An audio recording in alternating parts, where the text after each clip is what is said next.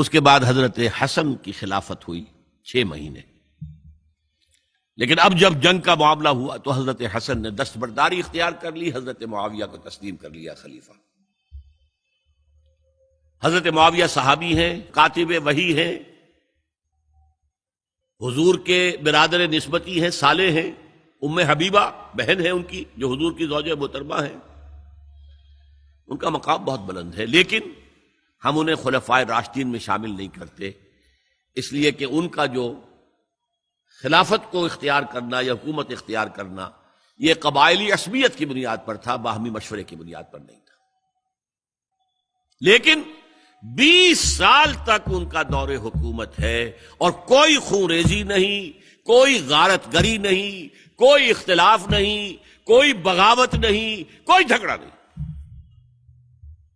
مدبر اس درجے کے تھے. اب آئیے آخری سٹیج آئی.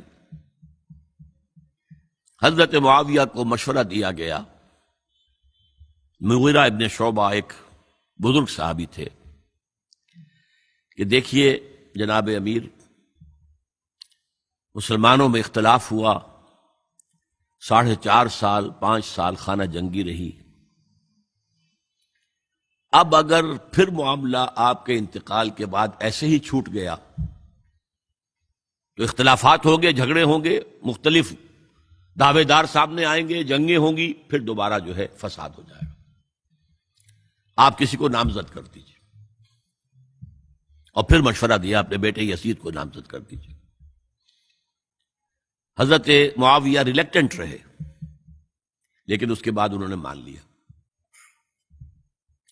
اور فیصلہ کر لیا. یہاں میں چاہتا ہوں کہ بات سمجھ لیں اچھی طرح. اس معاملے میں اگر آپ حضرت معاویہ کی نیت پر شک کریں گے تو مجھے آپ کے ایمان پر شک ہو جائے گا. نیت پر نہیں، غلطی ہو سکتی ہے. صحابی ہیں، نیت غلط نہیں تھی. نیت کیا تھی؟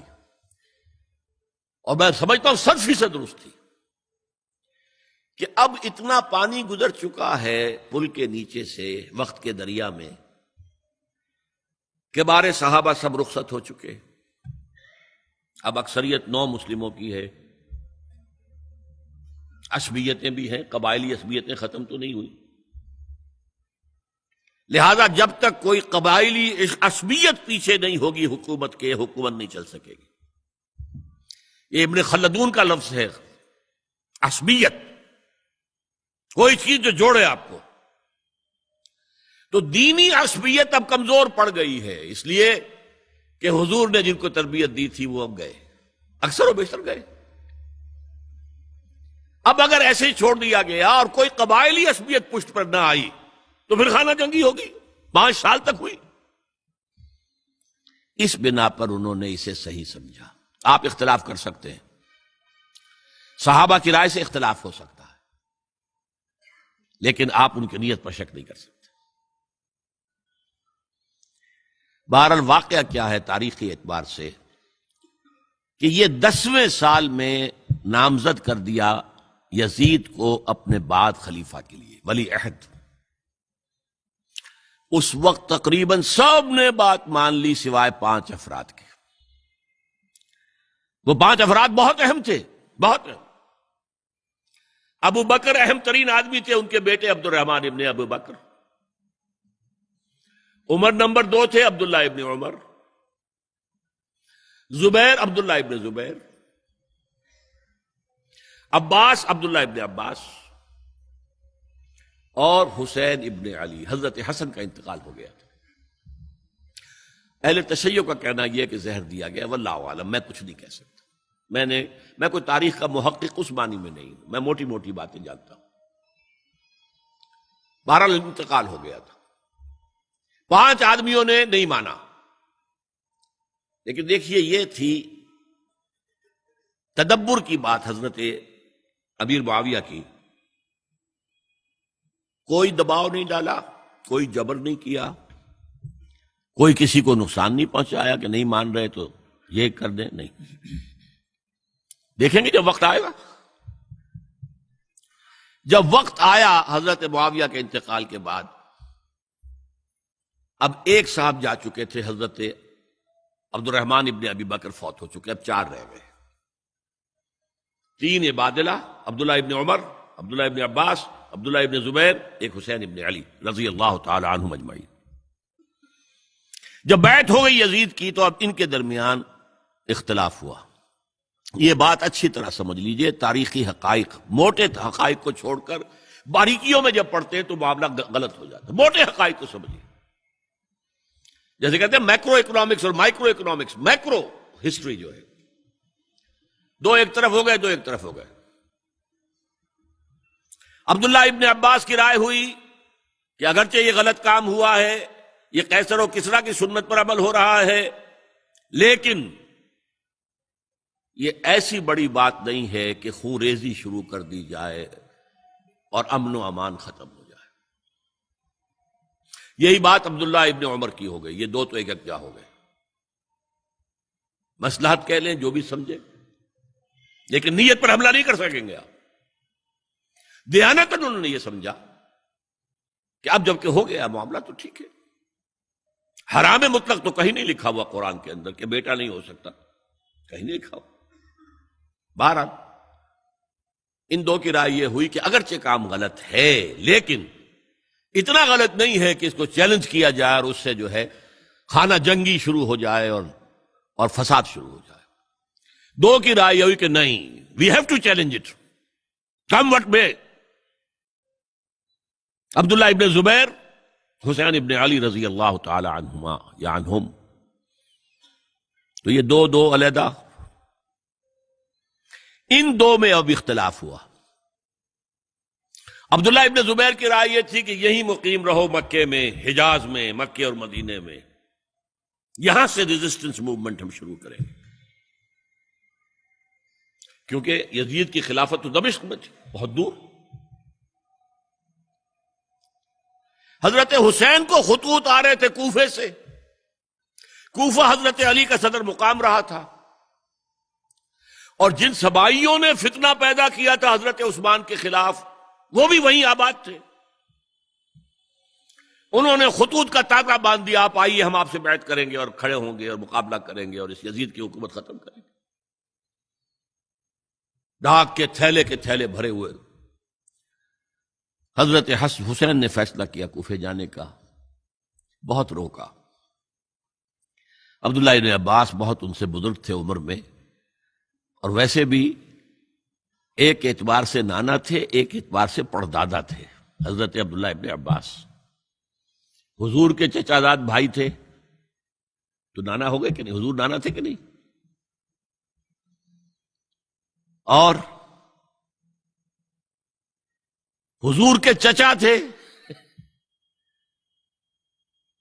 حضرت عباس، ان کے بیٹے ہیں یہ۔ تو اس اعتبار سے حضرت علی رضی اللہ تعالیٰ عنہ کے کیا ہو گئے؟ چچا۔ بہرحال میں کچھ گڑبڑ کر رہا ہوں اس وقت۔ وہ دوڑتے جا رہے تھے کہ حسین خدا کے لیے مت جاؤ، خدا کے لیے مت جاؤ، یہ کوفی تمہارا ساتھ نہیں دیں گے، الکوفی لا یوفی، کوفی وفا نہیں کرتا وعدہ، اور خدا کے لیے اگر جانا ہے اپنے گھر والوں کو یہاں چھوڑ جاؤ۔ بس حضرت حسین پر رضی اللہ تعالی عنہ جو ایک کیفیت تھی، انہوں نے سب باتوں کو نظر انداز کیا۔ وہاں ہزاروں لوگوں نے مسلم بن عقیل جو حضرت حسین کے نمائندے کی حیثیت سے پہلے گئے تھے، ان کے ہاتھوں پر بیعت کیا، وہ خطوط آ رہے تو اور بھی بات پختہ ہو گئی۔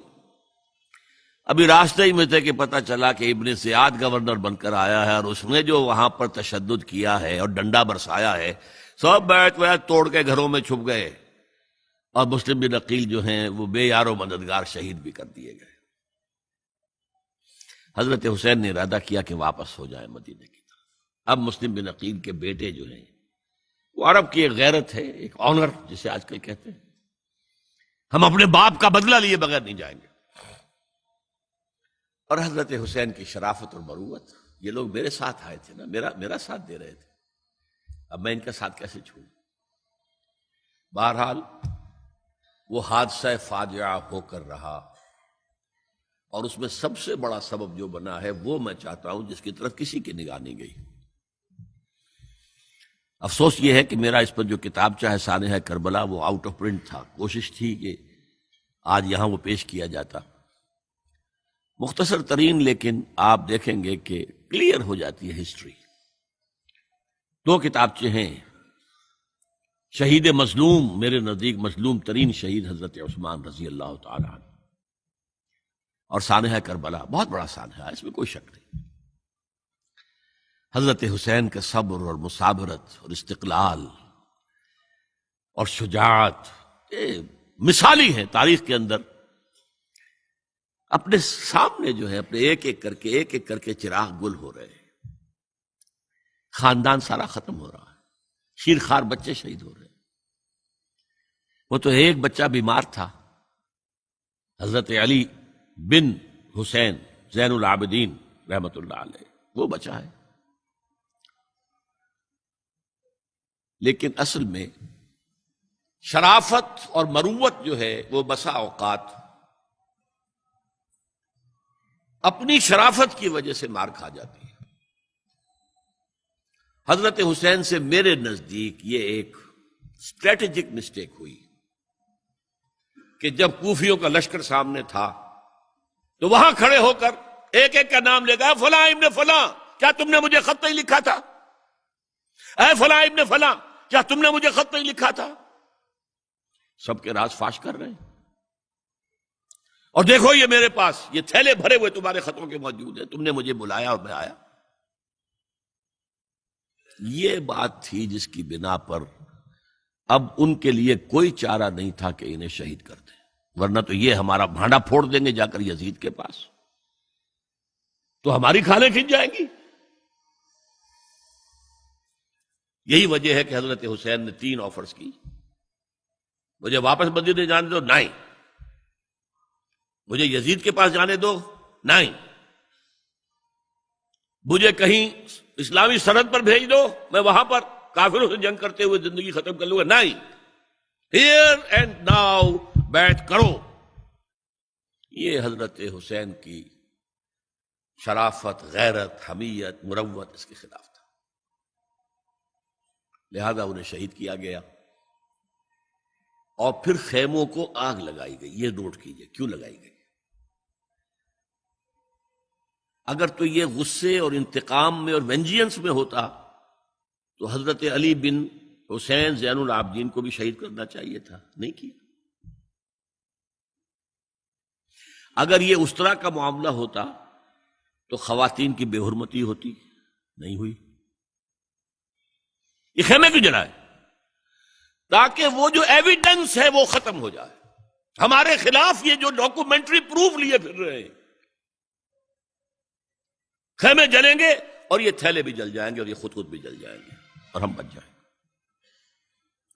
یہ ہے میرا تجزیہ۔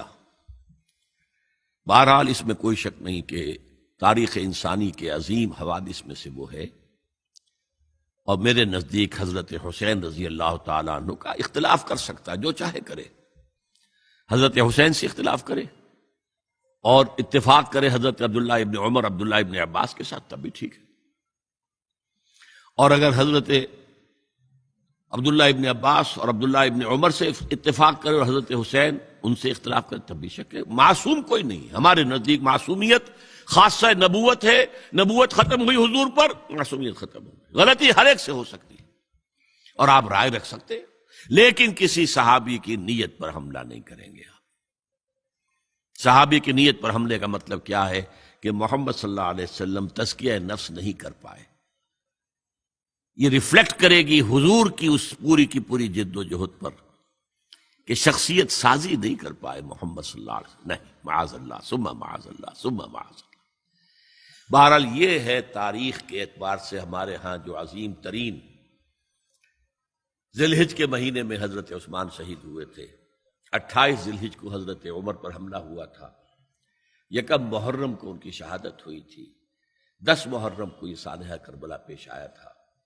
یہ ہماری اس ابتدائی تاریخ کے اہم لینڈ مارکس ہیں جنہیں ہم شہادت کے نام سے جانتے ہیں، لیکن میں اب پھر دوبارہ کہوں گا یہ اللہ کی راہ میں قتل ہوئے۔ وَلَا تَقُولُوا لِمَنْ يُقْتَلُ فِي سَبِيلِ اللَّهِ أَمْوَاتٌ بَلْ أَحْيَاءٌ وَلَٰكِنْ لَا تَشْعُرُونَ۔ ولا تحسبن الذین قتلوا فی سبیل اللہ امواتا بل احیاء عند ربہم یرزقون، لیکن وہ شہادت علی الناس کی ذمہ داری جو مجھ پر اور آپ پر ہے، حضرت حسین کو یاد کر لیں، حضرت عثمان کو یاد کر لیں، ان کے لیے کوئی رنج اور غم کا اظہار کر لیں، اس سے کچھ حاصل نہیں ہے۔ حاصل تو یہ ہے کہ شہادت علی الناس کی تیاری کیجئے، اپنی ذاتی زندگی میں آج سے گواہی دیجئے اللہ کے بندے ہونے کی، اپنے عمل میں، اپنے قول میں، اور کوشش کیجئے کہ مل جل کر اس ملک کے اندر وہ نظام برپا کرے کہ جو شہادت علی الناس، دین حق کے ایک کامل نمونے کے طور پر دنیا پر حجت قائم کر دے کہ دیکھ لو اپنی آنکھوں سے، یہ ہے وہ دین حق جو محمد لے کر آئے تھے۔ اللہ تعالیٰ مجھے اور آپ کو اس کی توفیق عطا فرمائے۔